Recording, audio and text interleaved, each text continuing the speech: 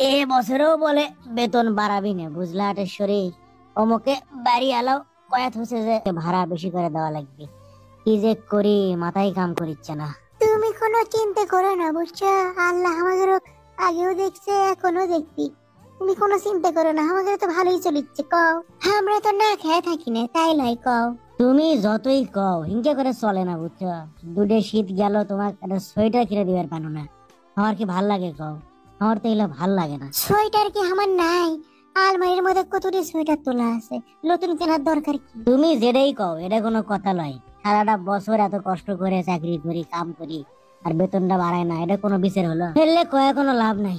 পকেটের মধ্যে কবারের টাকা আসলো দেখি তো, মনে করো মাসের খরচ পাতি করে, মনে করো যে কয় টাকা আছে কিতে বাড়ি ভাড়া আর এটা উঠো দিদি আমার শেষ হয়ে যাবে।